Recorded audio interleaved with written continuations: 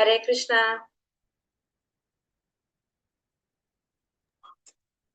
ഹരേ കൃഷ്ണ. എല്ലാവർക്കും പ്രണാമം. ഇന്നെന്താ കുറഞ്ഞല്ലോ? ഏകാദശിയായോണ്ട് എല്ലാവരും റെസ്റ്റിലാണോ? ഒന്ന്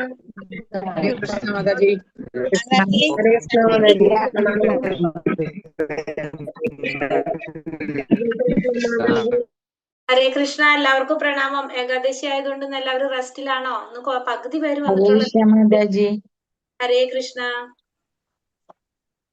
നല്ലൊരു അധ്യായിരുന്നു 9ാമത്തെ അധ്യായം. ഏകാദശിയായിട്ട് നമ്മൾ രാജവിദ്യ രാജഗുഹ്യ യോഗം പഠിക്കാൻ പോകുമ്പോ പകുതി ആളില്ലല്ലോ ഒന്ന് ക്ലാസ്സില്, അല്ലേ? ഹരേ കൃഷ്ണ. നമുക്ക് തുടങ്ങാം. ഹരേ കൃഷ്ണ. ഓം നമോ ഭഗവതേ വാസുദേവായ. ഭഗവതേ വാസുദേവായ. ഓം അജ്ഞാനതിമിരാന്തസ്യ ജ്ഞാനാഞ്ജനാശലാകയാ ചക്ഷുരുന്മീലിതം യേന തസ്മൈ ശ്രീഗുരവേ നമഃ. നമോ വിഷ്ണുപാദായ കൃഷ്ണപ്രേഷ്ഠായ ഭൂതലേ ശ്രീമതേ ഭക്തിവേദാന്ത സ്വാമിനിധി നാമിനേ. നമസ്തേ സാരസ്വതേ ദേവേ ഗൗരവാണി പ്രചാരിണേ നിർവിശേഷ ശൂന്യവാദി പാശ്ചാത്യദേശധാരിണേ. ജയ ശ്രീ കൃഷ്ണ ചൈതന്യ പ്രഭു നിത്യാനന്ദ ശ്രീ അദ്വൈത ഗദാധര ശ്രീവാസാദി ഗൗര ഭക്തവൃന്ദ. ഹരേ കൃഷ്ണ കൃഷ്ണ കൃഷ്ണ ഹരേ ഹരേ, ഹരേ രാമ രാമ രാമ ഹരേ ഹരേ. ഹരേ കൃഷ്ണ. ശ്രീ രാധാ ഗോവിന്ദ് ടെമ്പിൾ ഇസ്കോൺ മാംഗ്ലൂരിന്റെ ഭഗവത്ഗീത ക്ലാസ്സിലേക്ക് എല്ലാവർക്കും സ്വാഗതം. ഹരേ കൃഷ്ണ. എല്ലാവർക്കും പ്രണാമം. രാജവിദ്യ രാജഗുഹ്യ യോഗം 9ാമത്തെ അധ്യായം. രാജവിദ്യ രാജഗുഹ്യ യോഗം 9. 8ാമത്തെ അധ്യായം നമ്മൾ ഇന്നലെ കണ്ടു. നല്ലൊരു അധ്യായമായിരുന്നു. നമ്മളെല്ലാം മനസ്സിലാക്കിയിട്ടാണ് ഇന്നലെ പോയതെന്ന് വിചാരിക്കുന്നു. എന്താണ് നമ്മൾ ഇന്നലെ പഠിച്ചത്?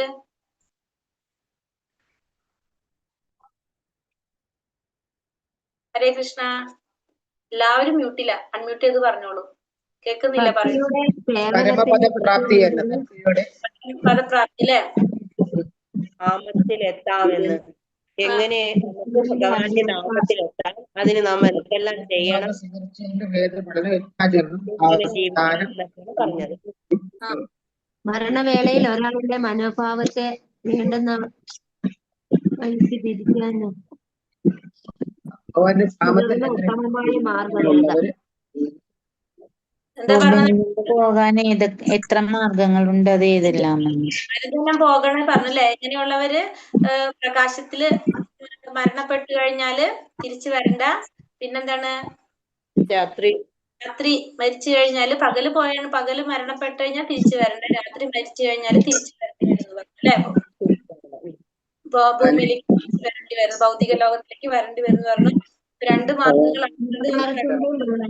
പ്രകാശത്തിലും അന്ധകാരത്തിലും. ഭക്തിയോഗം കൊണ്ട് ഭഗവാനെ പ്രാപിച്ചാൽ തിരിച്ചു വരില്ല. ഭഗവാന്റെ അടുക്കൽ വിട്ടുപോകുന്ന ആത്മാവിന്റെ മാർഗങ്ങളെ കുറിച്ച് ഓർത്ത് അത്യന്താവിലെ പുണ്യം എന്ന് പറയും. ഭക്തന്മാർക്കൊന്നും സാധകമല്ല എന്ന് പറഞ്ഞു ഭഗവാൻ അല്ലേ? നമ്മൾ ചിന്തിക്കുന്നതിൽ അപ്പുറമാണ് ഭഗവാൻ. അതെ. പിന്നെ ഭക്തന്മാർക്ക് ഇതൊന്നും സാധകമല്ല എന്ന് കൂടി ഭഗവാൻ പറഞ്ഞു. അല്ല എന്ന് പറഞ്ഞു അല്ലെ ഭക്തി. അപ്പൊ നമുക്ക് എന്തുണ്ടാവും? ഹരേ കൃഷ്ണ. അപ്പൊ നമുക്ക് ഭക്തി ഉണ്ടായിക്കഴിഞ്ഞാൽ നമുക്ക് ഇതിനെ കുറിച്ചൊന്നും നമുക്ക് ടെൻഷൻ അടിക്കേണ്ട ആവശ്യമില്ല. നമുക്ക് എന്ത് മാത്രം മതി? ഭക്തി മാത്രം മതി. അതെ, ഭഗവാന്റെ നാമം ജപിക്കുക. പിന്നെ വേറെ എന്തെങ്കിലും കാര്യം പറഞ്ഞല്ലോ, നാമം ജപിക്കണം. ഭാഗവതം കേൾക്കാനാ പറഞ്ഞില്ല നമ്മള്. ശ്രീ രാധാ ഭാഗവതം കേൾക്കുക, നാമം ജപിക്കുക. ഇല്ല പ്രഭുപാദ് ജയ്. അപ്പൊ നമുക്ക് അധ്യായം 9. ഹരേ കൃഷ്ണ. ശ്ലോകം. നമോ ഭഗവതേ വാസുദേവായ. ഹരേ കൃഷ്ണ. ഓം നമോ ഭഗവതേ വാസുദേവായ. ശ്രീ ഭഗവാനുവാച ഇദം തു തേ ഗുഹ്യതമം പ്രവിക്ഷ്യാമ്യനസൂയവേ ജ്ഞാനം വിജ്ഞാന സഹിതം യജ്ഞാതോ മോക്ഷ്യസേ ശുഭാത്. ശ്രീ ഭഗവാൻ പറഞ്ഞു, പ്രിയപ്പെട്ട അർജുന, നീ ഒരിക്കലും എന്നിൽ അസൂയാലുവായിട്ടില്ല. അതിനാൽ അതീവ രഹസ്യമായി ഈ ജ്ഞാനവും വിജ്ഞാനവും നിന്നെ ഗ്രഹിപ്പിക്കാം. ഇതറിഞ്ഞാൽ ഭൗതിക ജീവിത ക്ലേശങ്ങളിൽ നിന്ന് നിനക്ക് മുക്തനാകാൻ സാധിക്കും. അപ്പൊ അർജുനനോട് ഭഗവാൻ പറയുന്നത് എന്താണ്? അർജുനൻ എന്തുകൊണ്ടാണ് ഭഗവാനിന് ഈ ജ്ഞാനവും വിജ്ഞാനവും അതീവ രഹസ്യമായ കാര്യങ്ങളാണ് പറഞ്ഞു കൊടുക്കാൻ പോകുന്നത്? എന്തുകൊണ്ടാണ് പറഞ്ഞു കൊടുക്കുന്നത്? ഭഗവാനിൽ ഒരിക്കലും അർജുനന് അസൂയ ഉണ്ടായിട്ടില്ല. അതുകൊണ്ടാണ് ഏറ്റവും രഹസ്യമായിട്ടുള്ള 9ാമത്തെ അധ്യായം എന്താണ്? രാജവിദ്യ രാജഗുഹ്യ യോഗം എന്ന് പറയുന്നത്. രാജവിദ്യ എന്ന് പറഞ്ഞാൽ എന്താണ്? വിദ്യകളുടെ രാജാവാണത്. രാജഗുഹ്യം, രഹസ്യങ്ങളിൽ വെച്ച് ഏറ്റവും രഹസ്യമായിട്ടുള്ള കാര്യം. അതാണ് ഭഗവാൻ അർജുനന് പറഞ്ഞു കൊടുക്കാൻ പോകുന്നത്. അത് കാരണം എന്തുകൊണ്ടാണ്? അർജുനൻ ഒരിക്കലും ഭഗവാനോട് അസൂയ ഉണ്ടായിട്ടില്ല. ഭഗവാനെ കുറിച്ച് കേൾക്കും തോറും ഭഗവാനോടുള്ള ഒരു ഇഷ്ടം വർദ്ധിച്ചുകൊണ്ട് വരാണ് ചെയ്യുന്നത്. ആർക്ക്? അർജുനനോട് ഭഗവാനോടുള്ള ഭക്തി കൂടിക്കൊണ്ടിരിക്കുകയാണ്. അപ്പൊ അതുകൊണ്ടാണ് ഭഗവാൻ അർജുനന് ഇപ്പോ ഈ ജ്ഞാനവും വിജ്ഞാനവും ഒക്കെ ഗ്രഹിപ്പിക്കാനായിട്ട് പോകുന്നത്. ഇത് കേട്ട് കഴിഞ്ഞാലുള്ള ഗുണം എന്താണ്? ഇതറിഞ്ഞാല് ഭൗതിക ക്ലേശങ്ങളിൽ നിന്ന് മുക്തി നേടാനായിട്ട് സാധിക്കും. ഒരു ഭക്തൻ ഭഗവാനെ കുറിച്ച് എത്രയേറെ കേൾക്കുന്നുവോ അത്രയേറെ ബോധവാനായി തീരും. അപ്പൊ എത്രത്തോളം ഭഗവാനെ കുറിച്ച് കേൾക്കുന്നോ അത്രത്തോളം നമുക്ക് എന്ത് കിട്ടാണ്? ബോധവാനാകാണ് നമ്മൾ അവബോധം ഭഗവാനുമായിട്ട് ബന്ധപ്പെടുത്താൻ നമുക്ക് സാധിക്കും.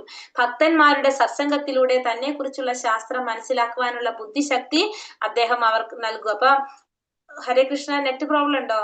എന്റെ പ്രശ്നം ഉണ്ടോ? ഒന്ന്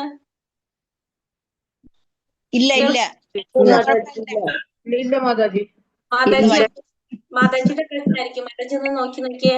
സജിത മാതാജി, ഭക്തന്മാരുടെ സത്സംഗത്തിലൂടെ തന്നെ കുറിച്ചുള്ള ശാസ്ത്രം മനസ്സിലാക്കുവാൻ ഉള്ള ബുദ്ധി. അപ്പൊ ഭഗവാൻ എന്ത് ചെയ്യാണ്? ഭഗവാനെ കുറിച്ച് മനസ്സിലാക്കാനുള്ള ബുദ്ധി നമുക്ക് ഭഗവാൻ നൽകാണ് ചെയ്യുന്നത്. ആ സത്സംഗത്തിലൂടെ ഭക്തന്മാരുടെ ഒരു കൂട്ടായ്മയിൽ നമുക്ക് എന്ത് കിട്ടാണ്?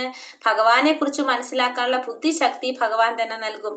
ഭഗവാനെ പറ്റി അതീവ രഹസ്യമായ ജ്ഞാനമുള്ള ഒരാൾ സ്വാഭാവികമായും ഇന്ദ്രിയാതീതനായിരിക്കും. അതുകൊണ്ട് ഈ ലോകത്തിൽ ജീവിക്കുകയാണെങ്കിലും അയാൾക്ക് ഭൗതിക ക്ലേശങ്ങൾ ഉണ്ടാകില്ല. അപ്പൊ ഭഗവാനെ കുറിച്ച് അതീവ രഹസ്യമായ ജ്ഞാനമുള്ള ഒരു വ്യക്തി സ്വാഭാവികമായിട്ടും എങ്ങനെയാണ്?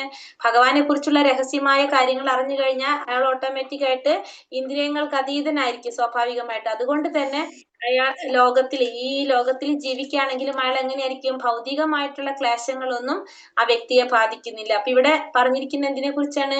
ഇതം ജ്ഞാനം, അല്ലെ? ആ ജ്ഞാനത്തെ കുറിച്ചാ പറയണത്. എന്തിനെ കുറിച്ചാണ് പറയണത്? ഈ അറിവ് എന്ന് പറയുന്നത് എന്താണ്? ഭക്തിയുത സേവനത്തെ കുറിച്ചാണ് ഉദ്ദേശിക്കുന്നത്. ഇവിടെ എന്താണ് ഉദ്ദേശിക്കുന്നത്? ഭക്തിയുത സേവനത്തെ കുറിച്ചാണ് ഈ അധ്യായത്തില് നമുക്ക് പറഞ്ഞത്. ഈ അറിവ് എന്ന് പറയുന്നത് എന്തിനെ കുറിച്ചാണ് ഇവിടെ പറയുന്നത്? ഭക്തിയുത സേവനത്തെ കുറിച്ചാണ് ഇവിടെ പറയുന്നത്. ഈ ഭക്തിയുത സേവനത്തിൽ ശരിക്കും 9 തരത്തിൽ നമ്മൾ പറയുന്നുണ്ട്. ഏതൊക്കെയാണെന്ന് ഓർമ്മയുണ്ടോ? നമ്മൾ പഠിച്ചിട്ടുണ്ടായിരുന്നു 9 തരം ഭക്തിയുത സേവനങ്ങൾ. ശ്രവണം, കീർത്തനം, വിഷ്ണു സ്മരണം, സ്മരണം, അർച്ചനം, പാദസേവനം, വന്ദനം, ശ്രവണം, കീർത്തനം, സാഖ്യമാത്മ നിവേദനം. ഇതാണ് 9 വിധ ഭക്തി എന്ന് പറയുന്നത്. രാജവിദ്യ രാജഗുഹ്യം പവിത്രാമിതമുത്തമം പ്രത്യക്ഷാവഗമം ധർമ്മ്യം സുസൂഖും കർത്തുമവ്യയം. ഈ ജ്ഞാനം രാജവിദ്യയാണ്. ഈ ജ്ഞാനം എങ്ങനെയുള്ളതാണ്? രാജവിദ്യയാണ്. രഹസ്യങ്ങളിൽ വെച്ച് രഹസ്യവും ഏറ്റവും പവിത്രമായിട്ടുള്ളതാണിത്. നേരിട്ട് ആത്മസാക്ഷാത്കാരം നൽകുന്നത് കൊണ്ട് ധർമ്മത്തിന്റെ പരിപൂർണതയാണിത്. ശാശ്വതവും സന്തോഷത്തോടെ ചെയ്യാവുന്നതുമാണ്. അപ്പൊ ഈ ജ്ഞാനം എന്താണ്? രാജവിദ്യയാണ്. രഹസ്യങ്ങളിൽ വെച്ച് ഏറ്റവും രഹസ്യമായിട്ടുള്ളതാണ്. പിന്നെ അതുപോലെ തന്നെ പവിത്രമായിട്ടുള്ളതാണിത്. ഇതിനെന്താ പ്രത്യേകത? നേരിട്ട് ആത്മസാക്ഷാത്കാരം നേടാൻ സാധിക്കുന്നതാണത്. പ്രത്യക്ഷാവഗമം ധർമ്മം എന്ന് പറഞ്ഞ പ്രത്യക്ഷത്തിൽ തന്നെ നമുക്ക് എന്ത് മനസ്സിലാക്കാൻ സാധിക്കും? ഇതിന്റെ മാറ്റം നമുക്ക് മനസ്സിലാക്കാൻ സാധിക്കും. ഇതുകൊണ്ടുള്ള ഗുണം നമുക്ക് മനസ്സിലാക്കാനായിട്ട് സാധിക്കും. ഇപ്പൊ നമുക്ക് തന്നെ അറിയാം, അല്ലെ? നാമജപം കൊണ്ട് നമുക്കുണ്ടായ മാറ്റം നമുക്ക് തന്നെ ഓരോരുത്തർക്കും മനസ്സിലായിട്ടുള്ളതാ. ഭഗവാനെ കുറിച്ച് കേൾക്കും തോറും നമുക്ക് എന്താണ് കിട്ടുന്നത്? ആ സാക്ഷാത്കാരത്തിനുള്ള വഴി നമുക്ക് തുറന്നു കിട്ടാണ് ചെയ്യുന്നത്. അപ്പൊ കർമ്മത്തിന്റെ പരിപൂർണതയാണ്. സന്തോഷം നമുക്ക് കിട്ടുന്നതാണ്. ശാശ്വതവും സന്തോഷത്തോടെ ചെയ്യാവുന്നതുമാണ്. നമുക്ക് എന്ത് കിട്ടാൻ ഇവിടെ നിന്ന്? ആ ഒരു ആനന്ദം അനുഭവിക്കാനായിട്ട് നമുക്ക് സാധിക്കും. അപ്പൊ അതുകൊണ്ട് ഇതെന്താണിത്? രാജവിദ്യയാണെന്ന് പറയാം. രഹസ്യങ്ങളിൽ വെച്ച് ഏറ്റവും രഹസ്യമായിട്ടുള്ളതും പിന്നെ പ്രത്യക്ഷത്തിൽ തന്നെ നമുക്ക് ഇതിന്റെ ഗുണം മനസ്സിലാക്കാനായിട്ട് സാധിക്കുന്നതാണ്. ആത്മാവും ശരീരവും തമ്മിലുള്ള വ്യത്യാസം എന്തെന്ന അറിവുമായി ബന്ധപ്പെട്ടിരിക്കുന്നതിനാൽ ഈ അതീന്ദ്രിയ ജ്ഞാനം അതീവ രഹസ്യമായിട്ടുള്ളതാണ്. അപ്പൊ ആത്മാവും ശരീരവും തമ്മിലുള്ള വ്യത്യാസം അതുമായിട്ടുള്ള അറിവുമായിട്ട് ബന്ധപ്പെടുന്നത് കൊണ്ട് തന്നെ ഇതെന്താണ്? അത്യന്തം രഹസ്യമായിട്ടുള്ളതാണ്. ആത്മാവിന്റെ സാന്നിധ്യം ഉണ്ടെങ്കിലേ ശരീരത്തിന് വിലയുള്ളൂ. എങ്കിലും സർവപ്രധാനമായ ആത്മാവിനെ കണക്കിലെടുക്കാതെ ജനങ്ങൾ ശാരീരിക ആവശ്യങ്ങൾക്ക് ഏറെ പ്രാധാന്യം കൽപ്പിക്കുന്നു. അപ്പൊ ആത്മാവിന്റെ സാന്നിധ്യം ഉണ്ടെങ്കിലേ എന്തുള്ളൂ, ആ ശരീരത്തിന് വില കിട്ടുന്നുള്ളൂ. പക്ഷെ എന്ത് ചെയ്യാണ്, ആത്മാവിനെ കണക്കിലെടുക്കാതെയാണ് ജനങ്ങൾ എന്ത് ചെയ്യുന്നത്, ശാരീരിക ആവശ്യങ്ങള് പ്രാധാന്യം കൽപ്പിച്ചു പോകുന്നത്. ആത്മാവ് ശരീരത്തിൽ നിന്ന് ഭിന്നനാണെന്നും അത് ദേഹം ഉപേക്ഷിച്ച ശേഷം ശൂന്യതയിൽ വ്യക്തിത്വമില്ലാതെ നിലനിന്നു പോരുന്നുവെന്നും ചിലർ വിശ്വസിക്കുന്നു. എന്നാൽ സത്യം അതല്ല, നമുക്കറിയാവുന്നതാണത്. ബീജരൂപേണയുള്ള പാപങ്ങളുണ്ട്. ആ ഫലങ്ങൾ എത്രയും നാം അനുഭവിക്കുന്ന സുഖ ദുഃഖങ്ങൾ. അപ്പൊ നമ്മളെ പാപങ്ങള്, ബീജരൂപേണയുള്ള പാപങ്ങൾ, ആ ഫലങ്ങളാണ് നമ്മൾ അനുഭവിക്കുന്ന സുഖ ദുഃഖങ്ങൾ. നേരിട്ട് തന്നെ ഫലങ്ങൾ ദൃശ്യമാകത്തക്ക വിധം അത്രയും കുറ്റമറ്റതാണ് ഭക്തിയുടെ സേവനം. അപ്പൊ ഭക്തിയുടെ സേവനം എങ്ങനെയാണ്, നേരിട്ട് തന്നെ ഫലം കിട്ടാണ്. നമുക്ക് നേരിട്ട് തന്നെ ഫലം കിട്ടുന്നത് കൊണ്ട് തന്നെ ആ ഭക്തിയുടെ സേവനത്തിന്റെ ഗുണാണ് പറയണത്. അത് ആ ഫലങ്ങള് ദൃശ്യമാകത്തക്ക വിധം അത്രയും കുറ്റമറ്റതാണ് എന്ത്, ഭക്തിയുടെ സേവനം എന്ന് പറയുന്നത്. ആത്മീയ ജീവിതത്തിലെ പുരോഗതിക്ക് ഏതെങ്കിലും വിധത്തിലുള്ള മുൻകാല വിദ്യാഭ്യാസമോ യോഗ്യതയോ ആവശ്യമില്ല. അപ്പൊ ആത്മീയ ജീവിതത്തിൽ മുന്നേറാൻ വേണ്ടിയിട്ട് നമുക്ക് എന്തിന്റെ ആവശ്യമില്ല, മുൻകാല പുരോഗതിക്ക് വേണ്ടിയിട്ട് മുന്നിലെ ഉള്ള മുൻകാലത്തെ വിദ്യാഭ്യാസമോ യോഗ്യതയോ ഒന്നും നമുക്ക് ആവശ്യമില്ല. നമുക്ക് എപ്പോഴാണോ നമ്മുടെ ഉള്ളില് ആ ക്ഷുദ്രഭാവങ്ങളെല്ലാം ഒഴിഞ്ഞു പോകുന്നത്, അപ്പൊ നമുക്ക് എന്ത് മനസ്സിലാക്കാൻ സാധിക്കും, ഈശ്വരൻ ആരാന്ന് മനസ്സിലാക്കാനായിട്ട് സാധിക്കും. അതിനാണ് നമ്മൾ എന്ത് പറയുന്നത്, കൃഷ്ണാവബോധ പ്രക്രിയ എന്ന് പറയുന്നത്. അശ്രദ്ധാന പുരുഷ ധർമ്മസ്യാസ്യ പരം തപ അപ്രാപ്യമാം നിവർത്തന്തേ മൃത്യു സംസാരവർമിനി. ഈ ഭക്തിയുടെ സേവനത്തിൽ വിശ്വാസമില്ലാത്തവർക്ക് എന്നെ പ്രാപിക്കാനായി സാധിക്കില്ല. ഇനി എങ്ങനെയുള്ളവർക്ക് ഭഗവാനെ പ്രാപിക്കാൻ സാധിക്കില്ല, ഭക്തിയുടെ സേവനത്തിൽ വിശ്വാസമില്ലാത്തവർക്ക് ഭഗവാനെ പ്രാപിക്കാൻ സാധിക്കില്ല. ഹേ ശത്രുഞ്ജയ, അതുകൊണ്ട് അവർ ഈ ഭൗതിക ലോകത്തിൽ ജനന മരണങ്ങളുടെ വഴിയിലേക്ക് വീണ്ടും എത്തുന്നു. അപ്പൊ അതുകൊണ്ട് തന്നെ അവർക്ക് എന്ത് സംഭവിക്കാണ്, ഈ ജനന മരണങ്ങളുടെ വഴിയിലേക്ക് അവർ വീണ്ടും എത്താണ് ചെയ്യുന്നത്. അപ്പൊ ഭക്തിയുടെ സേവനത്തിൽ വിശ്വാസമില്ലാത്തവർക്ക് ഭഗവാനെ പ്രാപിക്കാൻ സാധിക്കില്ല. അതുകൊണ്ട് അവര് ഈ ഭൗതിക ലോകത്തിലെ ജനന മരണങ്ങളുടെ വഴിയിലേക്ക് വീണ്ടും അവരെത്തിപ്പെടാണ് ചെയ്യുന്നത്. അവിശ്വാസികൾക്ക് ഭക്തിയുടെ സേവന കർമ്മത്തിൽ ഏർപ്പെടാൻ കഴിയില്ല എന്നാണ് ഈ ശ്ലോകം അപ്പൊ പറയുന്നത്. അപ്പൊ വിശ്വാസം ഉണ്ടെങ്കിൽ, ഭഗവാനിൽ വിശ്വസിച്ചാൽ മാത്രമേ ഭക്തിയുടെ സേവന കർമ്മത്തിൽ ഏർപ്പെടാൻ സാധിക്കുള്ളൂ. അല്ലാത്തവർക്ക് ഒരിക്കലും സാധിക്കില്ല. ആ വിശ്വാസം എന്ന് പറഞ്ഞാൽ എന്താണ്, അത് ഭഗവാൻ കൃഷ്ണനെ സേവിക്കുന്നത് കൊണ്ട് പൂർണ്ണത നേടാൻ കഴിയുമെന്ന് ഉറച്ച ബോധം. അതായത് ഭഗവാനെ സേവിച്ചു കഴിഞ്ഞാൽ നമുക്ക് പരിപൂർണത നേടാൻ സാധിക്കും എന്നുള്ളൊരു ബോധം നമ്മളിൽ ഉണ്ടാകുക ഉറച്ച്. അതാണ് എന്ത് പറയണത്, വിശ്വാസം. അതായത് വൃക്ഷത്തിന്റെ വേരുകളിൽ വെള്ളം ഒഴിക്കുന്നത് കൊണ്ട് അതിന്റെ കൊമ്പുകളും ചില്ലകളും ഇലകളും സംതൃപ്തി അടയുന്നു. അതാണ് ഇപ്പൊ നമ്മൾ എന്തൊരു വൃക്ഷത്തിന്റെ വേരിൽ വെള്ളം ഒഴിച്ചു കഴിഞ്ഞാൽ എന്താണ്, അതിന്റെ കൊമ്പിനും ചില്ലയ്ക്കും ഇലകൾ എല്ലാത്തിനും അതിന്റെ ഗുണം കിട്ടും. അതാണ് പറയുന്നത്. അപ്പൊ നമ്മൾ എന്ത് ചെയ്യാ, ഭഗവാനെ മാത്രം വിശ്വസിക്കുക. കാരണം ഭഗവാൻ വിശ്വസിച്ചു കഴിഞ്ഞാൽ എന്താണ്, എല്ലാവരുടെ ഗുണവും നമുക്ക് കിട്ടാണ്. അതാണ് നമ്മള് ഭഗവാനിൽ വിശ്വസിക്കുക. ഭഗവാനിൽ എന്തുണ്ടാവണം, നമുക്ക് ആ പരിപൂർണ വിശ്വാസം ഉണ്ടാവണം. മയാ തദമിതം സർവം ജഗദവ്യക്തമൂർത്തിന മസ്സാനി സർവഭൂതാനി നാചാഹം ദേശവസ്ഥിതഃ. അവ്യക്തമായ രൂപത്തിൽ ഞാൻ ഈ പ്രപഞ്ചമെമ്പാടും വ്യാപിച്ചു നിൽക്കുന്നു. സർവഭൂതങ്ങളും എന്നിലാണ്, ഞാൻ അവയിലല്ല സ്ഥിതി ചെയ്യുന്നത്. അപ്പൊ അവ്യക്തമായിട്ടുള്ള രൂപത്തില്, അവ്യക്തമായിട്ടുള്ള നമുക്ക് മനസ്സിലാക്കാൻ സാധിക്കാത്ത വ്യക്തമല്ലാത്ത രൂപത്തില് ഭഗവാൻ ഈ പ്രപഞ്ചം മുഴുവനും വ്യാപിച്ചു നിൽക്കാണ്. എല്ലാതും ആരിലാണ് സ്ഥിതി ചെയ്യുന്നത്, സർവഭൂതങ്ങളും ഭഗവാനിലാണ് സ്ഥിതി ചെയ്യുന്നത്. പക്ഷെ ഭഗവാൻ അതിലല്ല സ്ഥിതി ചെയ്യുന്നത്. അപ്പൊ നമുക്ക് മനസ്സിലാകുന്നില്ല ഭഗവാന്റെ രൂപം, അവ്യക്തമായ രൂപം നമുക്ക് മനസ്സിലാക്കാൻ സാധിക്കില്ല. എന്തുകൊണ്ടാണ് നമുക്ക് മനസ്സിലാക്കാൻ സാധിക്കാത്തത്, ഭക്തിരസാമൃത സിന്ധുവിൽ പറയുന്നുണ്ടല്ലേ, അഥ ശ്രീകൃഷ്ണ നാമാതി ന ഭാവേദ്രാഹ്യം ഇന്ദ്രിയൈഹി സേവോന്മുഖോ ഹി ജിഹ്വാതോ സ്വയമേവാസുരത്യതഃ. എന്താ പറയണത്, ഭഗവാനെ കുറിച്ച് മനസ്സിലാകണമെങ്കിൽ നമുക്ക് എന്ത് വേണം, നമ്മുടെ ഇന്ദ്രിയങ്ങള് പരിപൂർണമായിരിക്കണം. പരിശുദ്ധ ഭക്തിയോടെ നമ്മൾ ഭക്തിയുടെ സേവനം ചെയ്ത് വരുമ്പോ എന്താണ്, സ്വയമേവാസുരത്യത, ഭഗവാൻ സ്വയം നമ്മുടെ മുന്നിൽ വെളിപ്പെടുത്തി തരും ഭഗവാനെ കുറിച്ച്. അതുവരെ നമുക്ക് ഭഗവാനെ കുറിച്ച് മനസ്സിലാക്കാൻ സാധിക്കില്ല. എപ്പോഴാണോ ഭക്തിയുടെ സേവനം ചെയ്ത് നമ്മള് പരിശുദ്ധരാകുന്നത്, അപ്പൊ ഭഗവാൻ സ്വയം നമുക്ക് ഭഗവാന്റെ നാമം, രൂപം, ഗുണം, ലീലകൾ ഇതിനെ കുറിച്ചൊക്കെ നമുക്ക് മനസ്സിലാക്കി തരും. നച്ച മത്സാനി ഭൂതാനി പശ്യമേ യോഗമൈശ്വര്യം ഭൂതഭൃന്നാച്ച ഭൂതസ്ഥോ മമാത്മാ ഭൂതഭാവനഃ. സൃഷ്ടിജാലങ്ങളൊന്നും എന്നിൽ സ്ഥിതി ചെയ്യുന്നില്ല, എന്റെ യോഗ പ്രഭാവം നോക്കൂ. സർവഭൂതങ്ങളുടെയും പരിപാലകനും സർവവ്യാപിയുമാണെങ്കിലും ഞാൻ ഈ പ്രത്യക്ഷ പ്രപഞ്ചത്തിന്റെ ഒരംശമല്ല, മറിച്ച് ഞാനാണ് ഈ പ്രപഞ്ച പ്രപഞ്ചത്തിന്റെ ഉത്ഭവസ്ഥാനം. അപ്പൊ സൃഷ്ടിജാലങ്ങളൊന്നും ആരിൽ സ്ഥിതി ചെയ്യുന്നില്ല? ഭഗവാനിൽ സ്ഥിതി ചെയ്യുന്നില്ല. പക്ഷെ എങ്കിലും ഭഗവാന്റെ യോഗ പ്രഭാവം നോക്കാനാ പറയുന്നത്. എങ്ങനെയാണ്? എല്ലാ സർവഭൂതങ്ങളുടെയും പരിപാലകനാണ് ഭഗവാൻ, സർവവ്യാപിയാണ് ഭഗവാൻ. പിന്നെ ഭഗവാൻ ഈ പ്രപഞ്ചത്തിന്റെ ഒരു അംശമല്ല, പക്ഷെ പ്രപഞ്ചത്തിന്റെ ഉത്ഭവസ്ഥാനം ആരാണ്? ഭഗവാനാണ്. അപ്പൊ ഭഗവാൻ ഈ സൃഷ്ടിജാലങ്ങളൊന്നും ഭഗവാനിലല്ല സ്ഥിതി ചെയ്യുന്നത്, പക്ഷെ എല്ലാത്തിന്റെയും പരിപാലകനും സർവവ്യാപിയുമാണ് ഭഗവാൻ. പിന്നെ ഭഗവാൻ ഈ പ്രപഞ്ചത്തിന്റെ ഉത്ഭവസ്ഥാനം ആര് തന്നെയാണ്? ഭഗവാൻ തന്നെയാണെന്ന് ഭഗവാൻ ഇവിടെ പറഞ്ഞു തരാണ് നമുക്ക്. അപ്പൊ നമ്മൾ അങ്ങനെ പറയുമ്പോ നമ്മൾ എങ്ങനെയാണ് ചിന്തിക്കുന്നതെന്ന് പറയാണ്. ഭൂഗോളത്തെ തോളിൽ ചുമന്നുകൊണ്ട് നിൽക്കുന്ന അറ്റ്ലസിന്റെ ചിത്രം പലരും കണ്ടിരിക്കുക. ഭൂമണ്ഡലമാകുന്ന ഈ ഭാരം തോളിൽ എടുത്തുകൊണ്ട് അയാൾ നന്നെ ക്ഷീണിച്ചിട്ടുണ്ടെന്ന് തോന്നും. അത്തരം ഒരു രൂപമാണ് കൃഷ്ണന്റേതെന്ന് സങ്കല്പിച്ചുകൂടാ. എല്ലാം എന്നിൽ സ്ഥിതി ചെയ്യുന്നുവെങ്കിലും ഞാൻ അവയിലല്ല എന്നാണ് അദ്ദേഹം പറയുന്നത്. ഗ്രഹവ്യൂഹങ്ങൾ അന്തരീക്ഷത്തിൽ ഒഴുകി നടക്കുകയാണ്.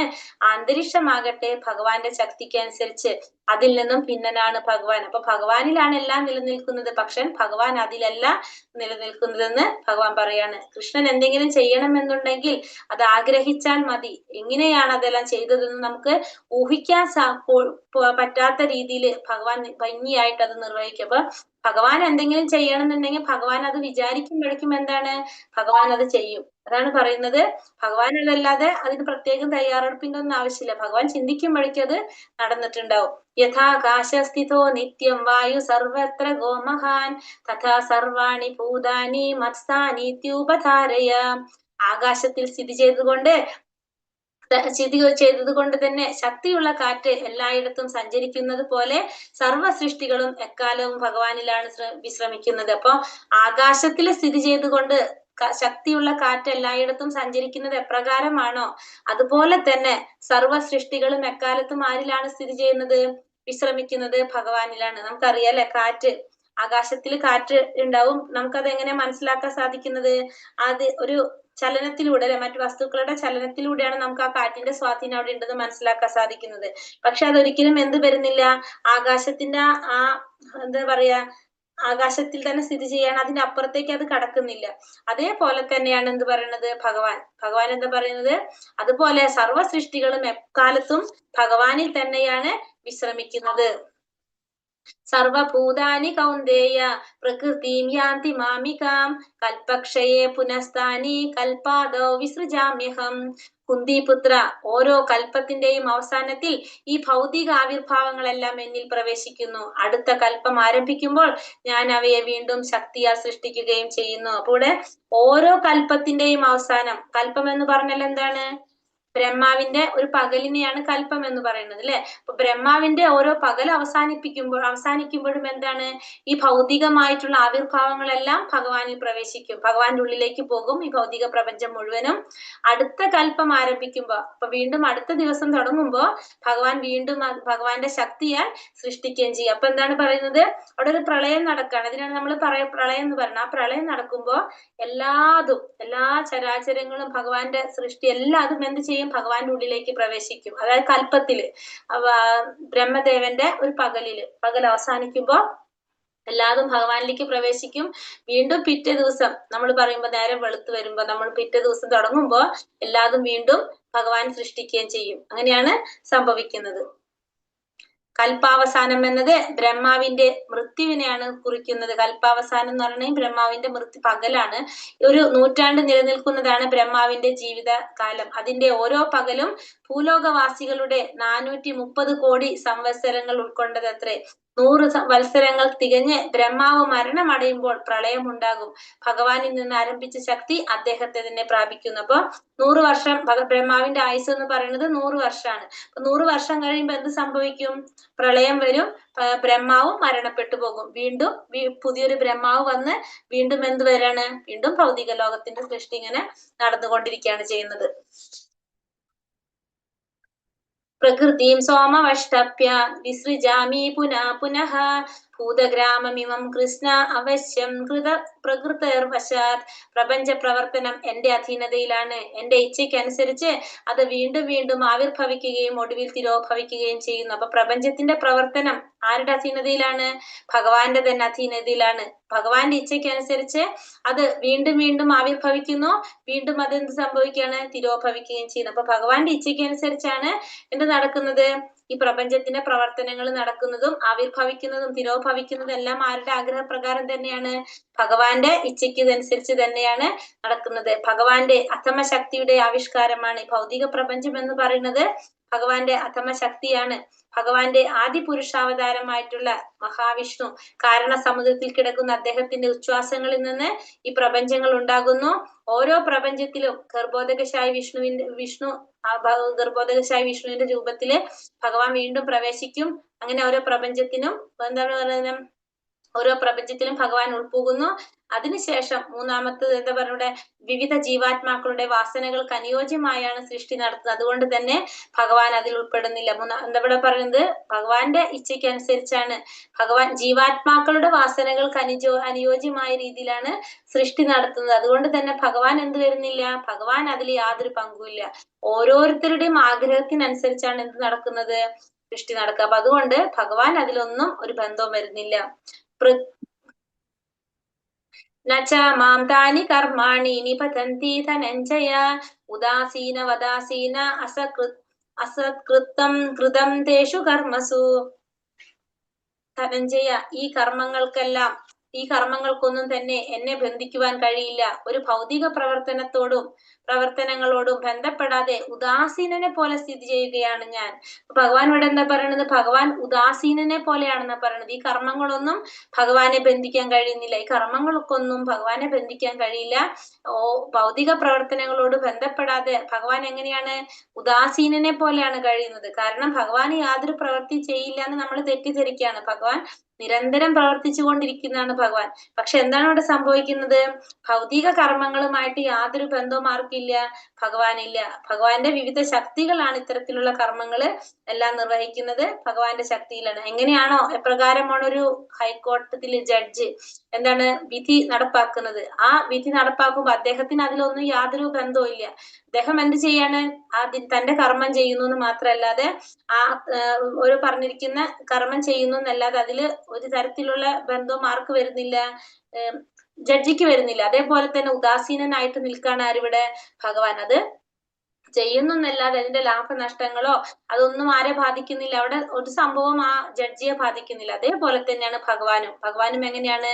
ഉദാസീനനെ പോലെയാണ്. ഭൗതിക പ്രവർത്തനങ്ങള് എല്ലാം ഭൗതിക പ്രകൃതിയുടെ പ്രകാരം നടക്കുന്നു. ഭഗവാൻ ഉദാസീനനെ പോലെയാണ്. സൃഷ്ടിയിലെ ഭൗതിക ക്രിയകൾ ഉദാസീനനാണ് അദ്ദേഹം. ഉദാസീനവത എന്ന വാക്ക് ഇവിടെ ഉപേക്ഷയ ഭാവത്തെ കുറിക്കുന്നു. പ്രക്രിയകളുടെ ഓരോ സൂക്ഷ്മാംശവും അദ്ദേഹത്തിന് അധീനമാണെങ്കിലും ഉദാസീനനെ പോലെയാണ് ഭഗവാന്റെ നില. ഭഗവാന്റെ നില എപ്പോൾ എങ്ങനെയാണ്? ഉദാസീനനെ പോലെ. എല്ലാം ഭഗവാന്റെ അധീനതയിലാണ്. പക്ഷെ ഭഗവാൻ ഇതൊന്നും ബാധിക്കുന്നില്ല. ജീവാത്മാക്കൾ താന്താങ്ങളുടെ മുൻകർമ്മങ്ങൾക്കനുസരിച്ച് വ്യത്യസ്ത ജീവഗണങ്ങളിൽ പിറവിയെടുക്കുന്നു. ഇക്കാര്യത്തിൽ ഭഗവാൻ ഒരിക്കലും ഇടപെടാറില്ല. അപ്പൊ നേരത്തെ പറഞ്ഞത് ഒന്നും കൂടി ക്ലിയർ ആക്കി തരാണ്. ഓരോ ജീവാത്മാവും എങ്ങനെയാണ് ജന്മം എടുക്കേണ്ടി വരുന്നത്? ചെയ്ത കർമ്മത്തിന്റെ ഫലമനുസരിച്ചാണ് ഏതൊരു ശരീരം സ്വീകരിക്കണമെന്ന് തീരുമാനിക്കുന്നത്. അതിൽ ആരിടപെടുന്നില്ല? ഭഗവാൻ ഇടപെടുന്നില്ല. മയാധ്യക്ഷേണ പ്രകൃതി സൂയതേ സചരാചരം ഹേതുനാനേന കൗന്ദേയ ജഗത് വിപരിവർത്തതേ. അല്ലയോ കുന്തിപുത്ര, എന്റെ ശക്തി വിശേഷങ്ങളിൽ ഒന്നായ ഈ ഭൗതിക പ്രകൃതി എന്റെ നിർദ്ദേശമനുസരിച്ച് ചരാചരങ്ങളെയെല്ലാം സൃഷ്ടിക്കുന്നു. ഈ നിയമം അനുസരിച്ച് വീണ്ടും വീണ്ടും പ്രപഞ്ചം സൃഷ്ടിക്കുകയും സംഹരിക്കുകയും ചെയ്യുന്നു. ഇവിടെ എന്താ പറയണത്? കുന്തിപുത്ര, എന്റെ ശക്തി വിശേഷങ്ങളിൽ ഒന്നായിട്ടുള്ള ഈ ഭൗതിക പ്രകൃതി ഭഗവാന്റെ നിർദ്ദേശം അനുസരിച്ചാണ് എന്ത് ചെയ്യുന്നത്? ഈ ചരാചരങ്ങളെല്ലാം സൃഷ്ടിക്കുന്നതെല്ലാം ഭഗവാന്റെ നിർദ്ദേശം അനുസരിച്ചാണ് ഇതൊക്കെ സൃഷ്ടിക്കുന്നത്. ആ നിയമം അനുസരിച്ച് വീണ്ടും വീണ്ടും പ്രപഞ്ചം സൃഷ്ടിക്കുകയും സംഹരിക്കുകയും ചെയ്യുന്നതൊക്കെ ആരാണ്? ഭൗതിക പ്രകൃതിയാണ്. പക്ഷെ പ്രവർത്തിക്കുന്നത് എങ്ങനെയാണ്? ഭഗവാന്റെ നിർദ്ദേശാനുസരണം. ഭഗവാൻ പറയുന്നത് അനുസരിച്ചാണ് പ്രവർത്തിക്കുന്നത്. അല്ലാതെ ഭൗതിക പ്രകൃതിക്ക് സ്വന്തമായിട്ട് ഒന്നും തീരുമാനിക്കാനോ ചെയ്യാനോ സാധിക്കില്ല. ഭഗവാൻ എന്താണോ പറയുന്നത് അതനുസരിച്ച് ഭഗവാന്റെ നിർദ്ദേശം അനുസരിച്ചാണ് എല്ലാതും ചെയ്യുന്നത്. ഭഗവാൻ ആരാണ് വെച്ചാൽ ഭൗതിക പ്രകൃതിയാണ്. എങ്ങനെ? ഭഗവാന്റെ നിർദ്ദേശപ്രകാരം ഭൗതിക ലോകത്തിന്റെ പ്രവർത്തനങ്ങളിൽ നിന്നെല്ലാം അകന്ന് ഭഗവാൻ സ്ഥിതി ചെയ്യുന്നെങ്കിലും അവയുടെ ആത്യന്തിക നിയന്ത്രണം ഭഗവാന്റെ കയ്യിൽ തന്നെയാണ്. അപ്പൊ ഭഗവാൻ തന്നെയാണ് എല്ലാം ചെയ്യുന്നത്. ഭൗതിക ലോകത്തിന്റെ പ്രവർത്തനങ്ങളിൽ നിന്നെല്ലാം അകന്ന് ഭഗവാൻ നിൽക്കുന്നുണ്ട്. അപ്പൊ ചെയ്യുന്നത് ആരാണ്? ഭൗതിക പ്രകൃതിയാണെങ്കിലും ഇതിന്റെ ആത്യന്തിക കൺട്രോൾ ആരുടെ കയ്യിലാണ്? ഭഗവാന്റെ കയ്യിൽ തന്നെയാണ്. ഭഗവാന്റെ കടാക്ഷ മാത്രത്തിൽ പ്രകൃതി സർവ്വജീവഗണങ്ങളുടെയും ബീജാവാപം ചെയ്യുന്നു. മുൻ ജന്മത്തിലെ ആഗ്രഹങ്ങൾക്കും പ്രവൃത്തികൾക്കും അനുസരിച്ചായിരിക്കും അവ ഓരോ വർഗത്തിലും ആകൃതിയിലും പിറക്കുന്നത്. ഭൗതിക പ്രകൃതിക്ക് ഭഗവത് ആജ്ഞ അനുസരണ അല്ലാതെ ഒന്നും ചെയ്യാൻ സാധ്യമല്ല. അപ്പൊ ഭഗവാന്റെ കടാക്ഷം കൊണ്ട് ഭൗതിക പ്രകൃതിയാണ് എല്ലാ ജീവാത്മാക്കൾക്കും ബീജവാപം ചെയ്യുന്നത്. അതെങ്ങനെയാണ്? ഓരോ ജീവാത്മാക്കൾക്കും തന്റെ മുൻജന്മത്തിൽ ചെയ്ത കർമ്മങ്ങൾ അനുസരിച്ചായിരിക്കും ഓരോ വർഗത്തിലും അല്ലെങ്കിൽ ഓരോ ആകൃതിയിൽ ഓരോ ശരീരം സ്വീകരിക്കേണ്ടി വരുന്നത്. ഭഗവാന്റെ ആജ്ഞ അനുസരിച്ച് പ്രവർത്തിക്കാന്നല്ലാതെ ഭൗതിക പ്രകൃതിക്ക് യാതൊരു റോളും അവിടെ ഇല്ല. അവജാനന്തി മാ മൂഢ മാനുഷീം തനുമാശ്രിതം പരം ഭാവമജാനന്തോ മമാ ഭൂതാ മഹേശ്വരം. മനുഷ്യരൂപത്തിൽ അവതരിക്കുന്ന എന്നെ മൂഢന്മാർ നിന്ദിക്കുന്നു.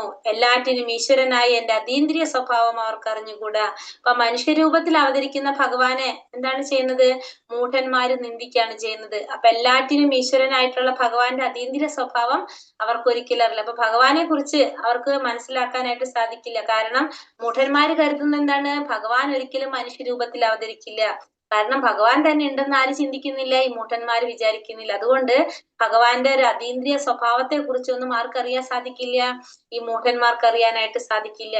പ്രപഞ്ചത്തിന്റെ സൃഷ്ടി സ്ഥിതി സംഹാരങ്ങളെ നിയന്ത്രിക്കുന്ന ഭഗവാൻ വെറും ഒരു മനുഷ്യനാകാൻ വയ്യ. എങ്കിലും കൃഷ്ണനെ കരുത്തേറിയ ഒരു മനുഷ്യനെന്ന് മാത്രം കരുതുന്ന മൂഢന്മാർ പലരുണ്ട്. അപ്പൊ ഭഗവാൻ ഒരു മനുഷ്യനായിട്ട് കരുതുന്നവരാണ് ആര്? മൂഢന്മാര്. അപ്പൊ ഭഗവാൻ ഒരിക്കലും ഒരു മനുഷ്യനാകാൻ സാധിക്കില്ല. അപ്പൊ ഭഗവാന് ഒരിക്കലും മനുഷ്യനെന്ന് കരുതുന്നവരാരാണ്? മൂഢന്മാരാണ്. അർജുനന്റെ സഖാവായും കുരുക്ഷേത്ര യുദ്ധത്തിൽ ഏർപ്പെട്ട രാജ്യതന്ത്രജ്ഞനായും മനുഷ്യനെ പോലെ അഭിനയിക്കുന്നു. എന്നാൽ ശരീരം എങ്ങനെയാണ്? സച്ചിദാനന്ദമയനാണെന്ന് ആർക്കറിയാൻ സാധിക്കില്ല? മൂഢന്മാർക്കറിയാൻ സാധിക്കില്ല. കൃഷ്ണൻ വെറും ഒരു മനുഷ്യനെന്ന് കണക്കാക്കാൻ മൂഢന് മാത്രമേ കഴിയൂ. സത്ത് ചിത്ത് ആനന്ദം എന്നിവയുടെ പ്രതീകമാണ് കൃഷ്ണന്റെ ദിവ്യ ശരീരമെന്ന് അവർക്കറിയില്ല. അപ്പൊ അവരൊരിക്കലും ഭഗവാനെ സത്യചിത്താനന്ദനാണ് ഭഗവാൻ എന്ന് മനസ്സിലാക്കുന്നില്ല. ഭഗവാന്റെ ശരീരം ദിവ്യമാണെന്ന് അവർ മനസ്സിലാക്കുന്നില്ല. അവരെങ്ങനെയാ കാണുന്നത്? വെറും ഒരു സാധാരണ മനുഷ്യനായിട്ടാണ് മൂഢന്മാര് ഭഗവാനെ കണക്കാക്കുന്നത്. ഭഗവാന്റെ അന്തരംഗ ശക്തിയുടെ പ്രത്യക്ഷ ഭാവമാണ് ഭൗതിക ലോകത്തിലേക്കുള്ള അവതാരം. അപ്പൊ ഭഗവാന്റെ അന്തരംഗ ശക്തിയുടെ പ്രത്യക്ഷ ഭാവമാണ് എന്ത്? ഭൗതിക ലോകത്തിലേക്കുള്ള അവതാരം എന്ന് പറയുന്നത്.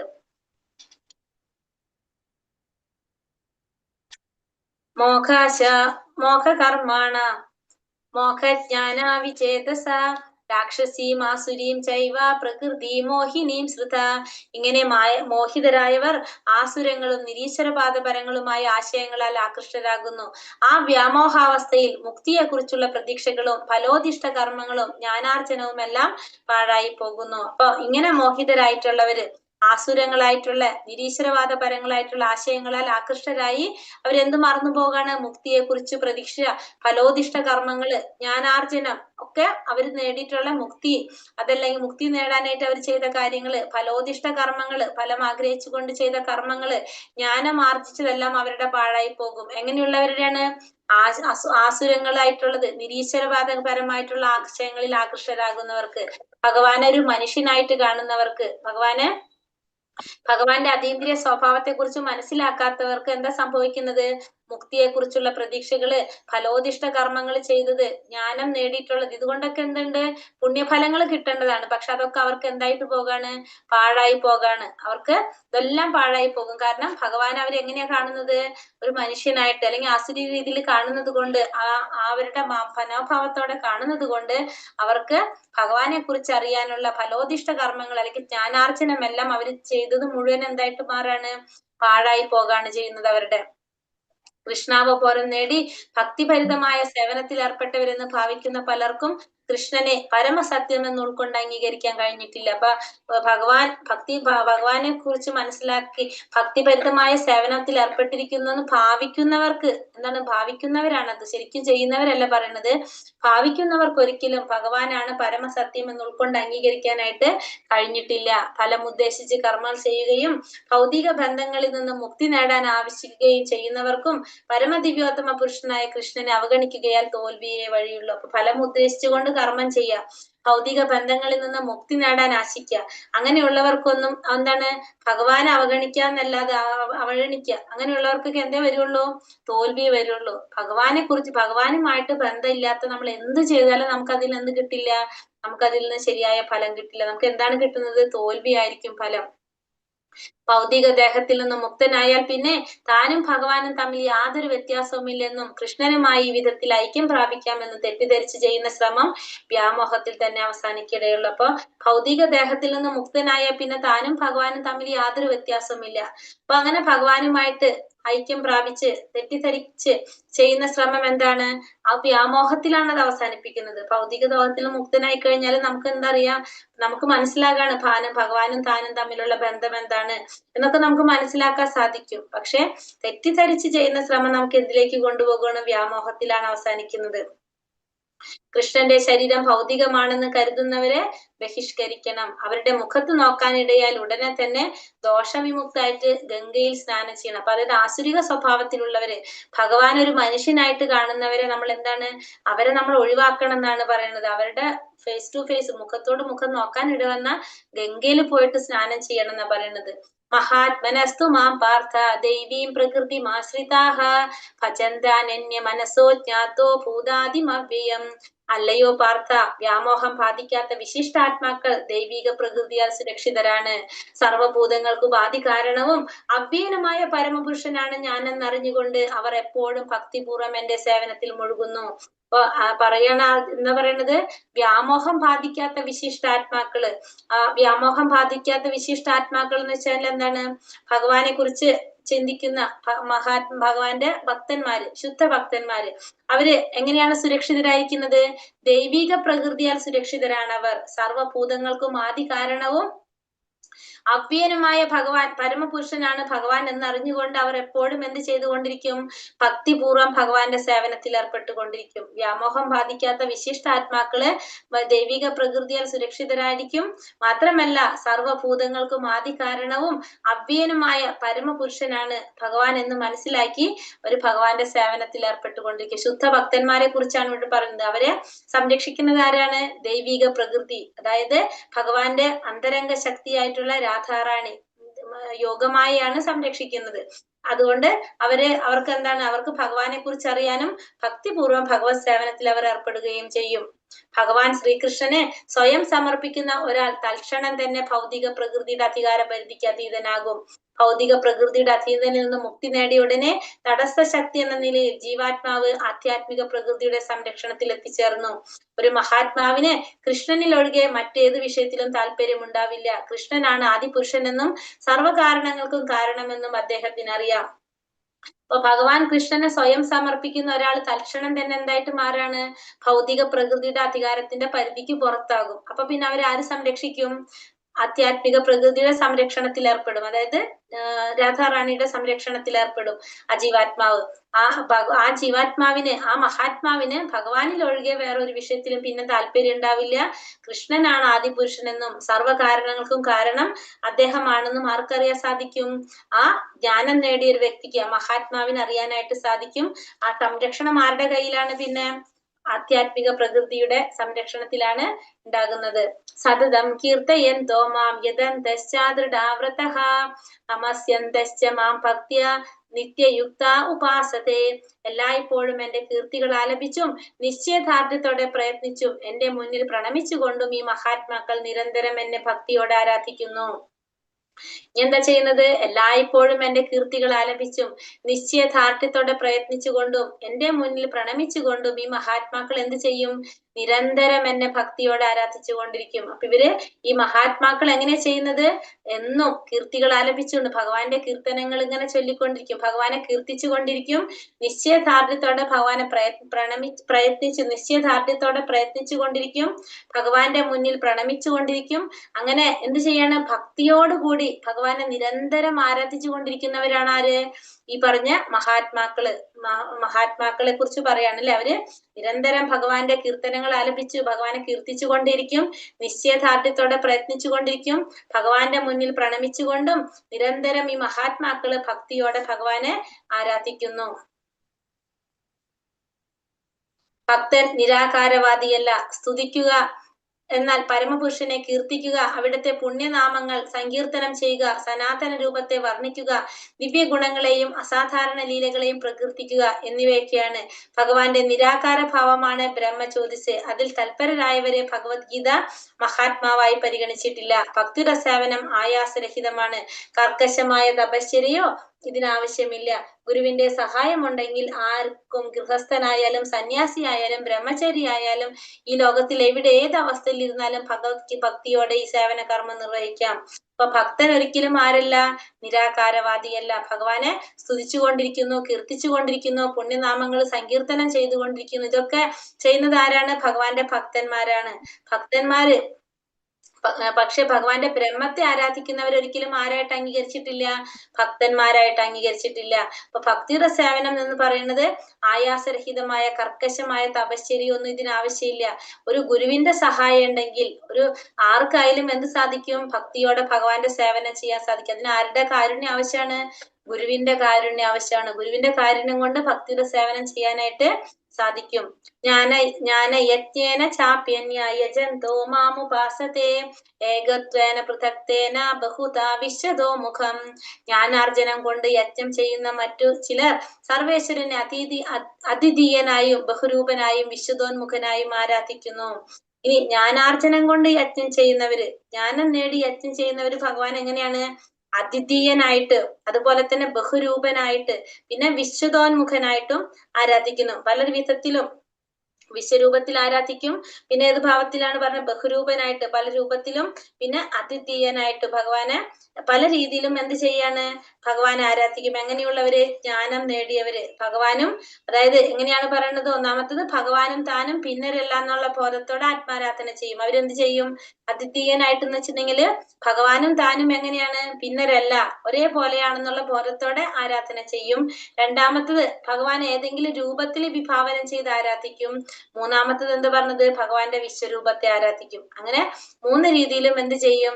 ഈ ആരാധന ജ്ഞാനാർജനം നേടിയവര് ചെയ്യും. പല വിധത്തിൽ കൃഷ്ണനെ ആരാധിക്കുന്ന മറ്റു ചിലരുണ്ട്. ഇവരിൽ ചിലരാണ് എന്ത്?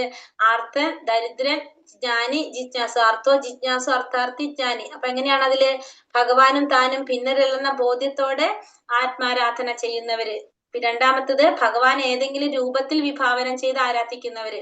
മൂന്നാമത്തത് ഭഗവാന്റെ വിശ്വരൂപത്തെ ആരാധിക്കുന്ന. അങ്ങനെ 3 കൂട്ടരായിട്ടാണ്, 3 തരത്തിലാണ് പറയുന്നത് ഇവിടെ. അഹം ക്രതുഹരഹം യജ്ഞ സ്വതാഹമഹമൗഷധം മന്ത്രഹമഹമേവാച്യ മഹാമഗ്നീരഹം ഹുതം. ക്രിയയും യജ്ഞവും ഞാനാകുന്നു. പിതൃക്കൾക്ക് നൽകപ്പെടുന്ന ഹവ്യവും ഔഷധവും അഭൗതിക മന്ത്രങ്ങളും ഞാനാണ്. അഗ്നിയും അതിൽ ഹോമിച്ചവയും നെയ്യും ഞാൻ തന്നെ. അപ്പൊ ഭഗവാൻ പറയണ ക്രിയയും യജ്ഞവും ആരാണ്? ഞാൻ തന്നെയാണ്. പിതൃക്കൾക്ക് നൽകപ്പെടുന്ന ഹവ്യവും ഔഷധവും അഭൗതികമായിട്ടുള്ള മന്ത്രങ്ങളും എല്ലാം ആര് തന്നെയാണ്? ഭഗവാൻ തന്നെയാണ്. അഗ്നിയും ഭഗവാനാണ്, അതിൽ ഹോമിച്ച നെയ്യും ആര് തന്നെയാണ്? ഭഗവാൻ തന്നെയാണ്. അപ്പൊ ഇതെല്ലാം എന്ത് ആര് തന്നെയാണെന്ന് പറയാണ്? ഭഗവാൻ തന്നെയാണെന്ന് ഭഗവാൻ ഇവിടെ പറയാണ്. പിന്നെ എന്താ പറയണത്? പിതാഹമസ്യ ജഗതോ മാതാ ധാതാ പിതാമഹഃ വേദ്യം പവിത്രമോങ്കാരം ഋക്സാമായജുരേവച. ലോകത്തിന്റെ അമ്മയും അച്ഛനും രക്ഷകനും പിതാമഹനും ഞാൻ തന്നെയാണ്. അറിയേണ്ടതും എന്നെ കുറിച്ച് പവിത്രമാകുന്നതും പ്രണവവും പിന്നെ ഋക് സാമ യജുർ വേദങ്ങളെല്ലാം ആര് തന്നെയാണ്? ഞാൻ തന്നെയാണ്. അപ്പൊ ലോകത്തിന്റെ അച്ഛനും അമ്മയും രക്ഷകനും പിതാമഹനും എല്ലാം ഞാൻ തന്നെ. അറിയേണ്ടതും എന്നെ കുറിച്ചാണ്, പവിത്രമാകുന്നതും ഞാനാണ്. പ്രണവവും ഋക് സാമ യജുർ വേദങ്ങളെല്ലാം ആര് തന്നെയാണ്? ഭഗവാൻ തന്നെയാണെന്ന് ഭഗവാൻ ഇവിടെ പറഞ്ഞു തരാണ്.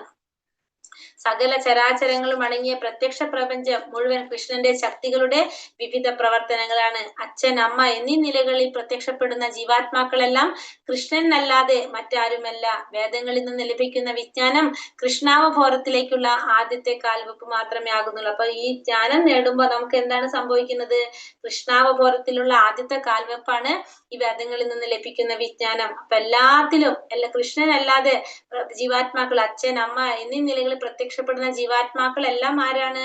കൃഷ്ണനല്ലാതെ മറ്റാരുമല്ല. അപ്പൊ എല്ലാതും ഭഗവാന്റെ ശക്തികളുടെ പ്രവർത്തനങ്ങളാണെന്ന് ഭഗവാൻ ഇവിടെ ഒരിക്കൽ കൂടി നമുക്ക് പറഞ്ഞു തരാണ്. ഗതിർ ഭർത്താ പ്രഭു സാക്ഷി നിവാസ ശരണം സുഹൃ പ്രഭവ പ്രളയ സ്ഥാനം നിധാനം ബീജമവ്യയം. ലക്ഷ്യവും ഭരണകർത്താവും പ്രഭുവും സാക്ഷിയും വാസസ്ഥാനവും ആശ്രയവും ഉറ്റമിത്രവും ഞാനാകുന്നു. സൃഷ്ടിയും സംഹാരവും എല്ലാറ്റിന്റെയും അടിസ്ഥാനവും ശാശ്വതമായ ബീജവും ഞാൻ തന്നെ. പിന്നെന്താ പറഞ്ഞ? എല്ലാത്തിന്റെ ലക്ഷ്യം, ഭരണകർത്താവ്, പ്രഭു, സാക്ഷി, വാസസ്ഥാനം, ആശ്രയം, ഇതെല്ലാം ആര് തന്നെയാണ്? ഭഗവാൻ തന്നെയാണ്. സൃഷ്ടിയും സംഹാരവും പിന്നെന്താണ്? അതിന്റെയും അടിസ്ഥാനം ആര് തന്നെയാണ്? ഭഗവാൻ തന്നെയാണെന്ന് പറഞ്ഞു. അപ്പൊ എല്ലാത്തിന്റെയും അടിസ്ഥാനം ആര് തന്നെയാണ്? ഭഗവാൻ തന്നെയാണെന്ന് ഭഗവാൻ ഇവിടെ പറഞ്ഞു തരാണ്. ദേവന്മാരെ പ്രാപ്യസ്ഥാനങ്ങളാക്കുന്നവരും ഒട്ടേറെയുണ്ട്. അതായത് ദേവന്മാർക്ക് അനുയോജ്യരായ പൂജാവിധികൾ സനിഷ്കർക്കം അനുഷ്ഠിച്ച് ആ ഭക്തന്മാർ ചന്ദ്രലോകം, സൂര്യലോകം, ഇന്ദ്രലോകം, മഹർലോകം മുതലായ ലോകങ്ങളിലേക്ക് എത്തിച്ചേരുന്നു. ഒരു കെട്ടിടത്തിന്റെ മുകളിലേക്ക് എലിവേറ്റർ ഉപയോഗിച്ച് ഞൊടിയിടയിൽ എത്താമെന്നിരിക്കെ എന്തിന് കോണിപ്പടികൾ ഓരോന്നായി ചവിട്ടി കയറണം? സൃഷ്ടിയുടെ ആദ്യ മൂൽപ്പത്തി സ്ഥാനവും പ്രളയത്തിന് ശേഷമുള്ള ആത്യന്തിക വിശ്രമവും കൃഷ്ണനിൽ തന്നെയാണ്. അപ്പൊ എല്ലാത്തിന്റെയും അടിസ്ഥാനം ആര് തന്നെയാണ്? ഭഗവാൻ തന്നെയാണെന്ന് ഭഗവാൻ ഇവിടെ നമുക്ക് പറഞ്ഞു തരാണ്. 20 വരെ എടുത്തിട്ട് നിർത്താം നമുക്ക്. തപാമ്യഹാമഹം വർഷം നിഗ്രഹണാമിൽസുജാമി ച അമൃതം ചൈവ മൃത്യുശ്ച സദാ സച്ചാഹം അർജുന. അല്ലയോ അർജുന, ഞാൻ ഊർജം പ്രദാനം ചെയ്യുന്നു. മഴ പെയ്യ്ക്കുന്നതും മഴ നിർത്തുന്നതും ഞാൻ തന്നെ. ഞാനാണ് അമൃതവും മൃത്യുവും, ആത്മാവും ജഡവസ്തുവും എന്നിലാണ്. അപ്പൊ ഭഗവാൻ പറയാണ് അർജുനനോട്, ഊർജം പ്രദാനം ചെയ്യുന്നത് ഞാനാണ്, മഴ പെയ്യിക്കുന്നത് ഞാനാണ്, മഴ നിർത്തുന്നത് ഞാനാണ്, അമൃതവും ഞാൻ തന്നെയാണ്. അതായത് മരണമില്ലാത്ത ഒരവസ്ഥയും മരണവും ഞാൻ തന്നെ, ആത്മാവും ഞാൻ തന്നെയാണ്, ജഡവസ്തുവും ആര് തന്നെയാണ്, ശരീരവും ആര് തന്നെയാണ്, എല്ലാം ഭഗവാൻ തന്നെയാണെന്ന് പറയുന്നത്. ഭഗവാൻ തന്നെയാണ് എന്തായിട്ട് വരുന്നത്? മഴ പെയ്യിക്കുന്നത് ഭഗവാൻ, നിർത്തുന്നത് മഴൻ, അമൃതായിട്ടുള്ളതും മൃത്യുവായിട്ടുള്ളതും ഭഗവാൻ തന്നെ, ആത്മാവും ജഡവസ്തുവും എല്ലാം ഭഗവാൻ തന്നെയാണ്. എല്ലാം ഭഗവാനിൽ തന്നെയാണെന്ന് ഭഗവാൻ ഇവിടെ ക്ലിയർ ആക്കി തരാണ്. ആത്മാവും പദാർത്ഥവും കൃഷ്ണനാകിയാൽ സർവപ്രത്യക്ഷ ഭൗതിക പ്രപഞ്ചങ്ങളും അടങ്ങിയ ഭീമാകാരമായ വിശ്വരൂപവും കൃഷ്ണനാണ്. ദ്വിഭുജനായ ശ്യാമസുന്ദരനായി ഓടക്കുഴലൂതിക്കൊണ്ട് വൃന്ദാവനത്തിൽ അദ്ദേഹം നടത്തിയ ലീലകൾ എല്ലാം ഭഗവാന്റേതാണ്. അപ്പൊ വൃന്ദാവനത്തിൽ ലീല നടത്തിയതും ആര് തന്നെയാണ്? ഭഗവാൻ കൃഷ്ണൻ തന്നെയാണ്. ഇനി ഭൗതിക പ്രപഞ്ചം അടങ്ങിയിട്ടുള്ള വിശ്വരൂപം ആര് തന്നെയാണ്? അതും ഭഗവാൻ തന്നെയാണെന്ന് പറയണം. എല്ലാതും ആരുടെ ശക്തിയാണ്? ഭഗവാന്റെ ശക്തിയാണെന്നുള്ളത് ഇവിടെ ഭഗവാൻ നമുക്ക് പറഞ്ഞു തരാണ്. ത്രൈവിദ്യാമാം സോമപാപൂത പാപ യജ്ഞൈരിഷ്ടാ സ്വർഗതീം പ്രാർത്ഥയന്തേ തേ പുണ്യമാസാദ്യ സുരേന്ദ്രലോകം അശ്നന്തി ദിവ്യാൻ ദിവിദേവ ഭോഗാൻ. സ്വർഗീയ സുഖങ്ങൾ കാക്ഷിച്ച് വേദപഠനം നടത്തുന്നവരും സോമപാനം ചെയ്യുന്നവരും മറ്റൊരു വിധത്തിൽ ഭജിക്കുന്നത് എന്നെ തന്നെയാകുന്നു. പാപഫലങ്ങളിൽ നിന്ന് മുക്തരായി പുണ്യലോകമായ ഇന്ദ്രന്റെ സ്വർഗത്തിൽ ജനിച്ച് അവർ ദിവ്യ സുഖങ്ങളെ അനുഭവിക്കുന്നു. ഇപ്പൊ സ്വർഗീയ സുഖങ്ങൾ കാക്ഷിച്ചുകൊണ്ട് വേദപഠനം നടത്തുന്നവര്, സോമപാനം ചെയ്യുന്നവര് മറ്റൊരു വിധത്തിൽ ഭജിക്കുന്നത് ആരെ തന്നെയാണ്? എന്നെ തന്നെയാണെന്ന് പറയണം. അപ്പൊ ഇവരൊക്കെ സോമപാനം ചെയ്യുന്നവരും പിന്നെന്താണ് സ്വർഗീയ സുഖം വേദപഠനം നടത്തുന്നവരെല്ലാം ഭഗവാനെ തന്നെ ആരാധിക്കുന്നു. പാപഫലങ്ങളിൽ നിന്ന് മുക്തരായി പുണ്യലോകമായ ഇന്ദ്രന്റെ സ്വർഗത്തിൽ ജനിച്ച് അവർ ദിവ്യ സുഖങ്ങളെ അനുഭവിക്കുന്നു. അപ്പൊ പാപഫലങ്ങളിൽ നിന്ന് മുക്തരായിട്ട് പുണ്യലോകമായിട്ടുള്ള ഇന്ദ്രന്റെ സ്വർഗരാജ്യത്തിൽ പ്രവേശിച്ചിട്ട് ആ ദിവ്യ സുഖങ്ങളൊക്കെ അനുഭവിക്കും. അതിനുശേഷം വീണ്ടും എന്ത് സംഭവിക്കും? പാപഫലങ്ങളൊക്കെ കഴിഞ്ഞ് നമ്മൾ സ്വർഗത്തിൽ പോയിട്ട് പുണ്യഫലങ്ങൾ അനുഭവിക്കും. അതിനുശേഷം വീണ്ടും നമുക്ക് എവിടേക്ക് വരേണ്ടി വരും? ഇപ്പൊ ഈ ഭൂമിയിലേക്ക് വരേണ്ടി വരും. എന്തിന്? നമ്മുടെ ബാക്കിയുള്ള ഫലങ്ങൾ അനുഭവിക്കാനായിട്ട്, അല്ലെ? അപ്പൊ ത്രൈവിദ്യ എന്ന് വെച്ചാൽ 3 വേദങ്ങള്, സാമം, യജസ്, ഋക്ക്, ഈ 3 വേദങ്ങളെ കുറിച്ച് പഠിക്കുന്നതാണ് ത്രൈവിദ്യ എന്ന് പറയുന്നത്. ത്രൈവിദ്യ മാം സോമപ പൂത പാപ എന്ന് പറയുന്നത്. അപ്പൊ ത്രൈവിദ്യകള്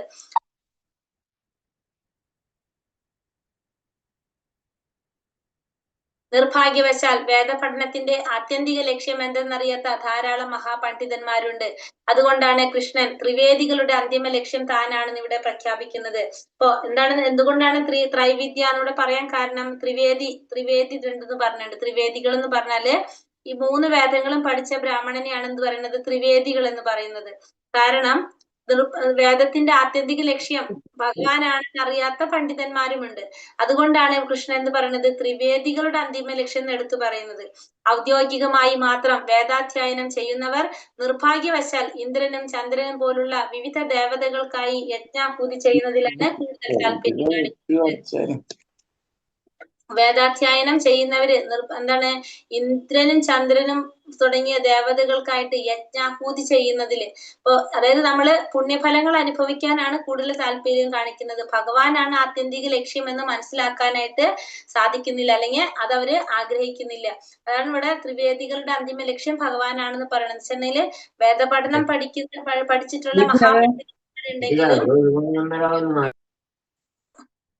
വേദപഠനം പഠിച്ചിട്ടുള്ള മഹാപണ്ഡിതന്മാരുണ്ടെങ്കിലും ത്രിവേദികളുടെ അന്തിമ ലക്ഷ്യമാണ് ഭഗവാൻ എന്ന് പറയുന്നത്. ത്രിവേദികളാണ് എന്ത് ചെയ്യുന്നത്?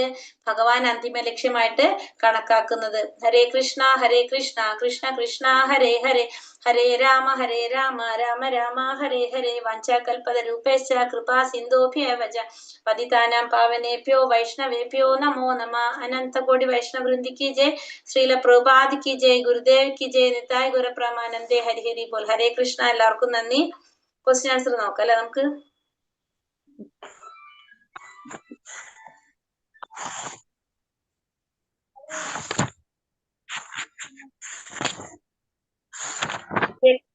ഈ ശ്ലോകത്തിൽ ഇതജ്ഞാനം എന്നതുകൊണ്ട് എന്താണ് അർത്ഥാക്കുന്നത്? ഇതജ്ഞാനം ശുദ്ധമായ ഭക്തിയുടെ സേവനത്തെ കുറിച്ചാണ് പറയുന്നത്. ഇതജ്ഞാനം എന്ന് പറയുന്നത് ശുദ്ധമായ ഭക്തിയുടെ സേവനത്തെ കുറിച്ചാണ് ഉദ്ദേശിക്കുന്നത്. ഭക്തി സേവനത്തിന്റെ പ്രത്യേകതകൾ എന്തെല്ലാമാണ് എന്നാണ് 2-ാം ശ്ലോകത്തിൽ ഭഗവാൻ പറയുന്നത്. ഭക്തിയുടെ സേവനത്തിന്റെ പ്രത്യേകതകൾ എന്തൊക്കെയാണെന്ന് പറഞ്ഞത് ഭഗവാൻ?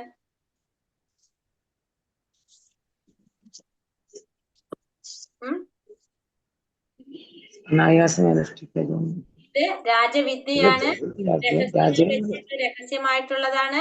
പിന്നെന്താണ്? അത് പവിത്രമായിട്ടുള്ളതാണ്. പിന്നെ അതെങ്ങനെയാണ്? നേരിട്ട് ആത്മസാക്ഷാത്കാരം നേടാനായിട്ട് സാധിക്കുന്നതാണ്. ധർമ്മത്തിന്റെ പരിപൂർണതയാണ്. ശാശ്വതമായിട്ട് എന്താണ്? സന്തോഷത്തോടെ ചെയ്യാൻ സാധിക്കുന്നതുമാണ് എന്ത്? ഭക്തിയുടെ സേവനം എന്ന് പറയുന്നത് അല്ലേ? ഭഗവാൻ എന്ന് പറയുന്നത് അത് രാജവിദ്യയാണെന്ന് പറഞ്ഞു. പിന്നെ രഹസ്യങ്ങൾ വെച്ചിട്ട് അതീവ രഹസ്യമായിട്ടുള്ളതാണെന്ന് പറഞ്ഞു, പവിത്രമായിട്ടുള്ളതാണെന്ന് പറഞ്ഞു, ആത്മസാക്ഷാത്കാരം നേടാൻ സാധിക്കുന്നതാണെന്ന് പറഞ്ഞു. പിന്നെ ധർമ്മത്തിന്റെ പരിപൂർണതയാണ്, സന്തോഷത്തോടെ ശാശ്വതമായിട്ട് ചെയ്യാൻ സാധിക്കുന്നതാണ് ഭക്തിയുടെ സേവനം. ഭക്തി സേവനത്തിൽ വിശ്വാസമില്ലാത്തവർക്ക് എന്ത് സംഭവിക്കും? ഭഗവാനെ പ്രാപിക്കാൻ കഴിയില്ല. ഭഗവാനെ പ്രാപിക്കാനായിട്ട് അവർക്ക് സാധിക്കില്ല. കൽപ്പം എന്നാൽ എന്താണ് അർത്ഥം? ബ്രഹ്മാവിന്റെ ഒരു പകൽ. ബ്രഹ്മാവിന്റെ ഒരു പകല്. ബ്രഹ്മാവിന്റെ ആയുസ് എത്രയാണ്? 100 വർഷം. 100 വർഷമാണ്.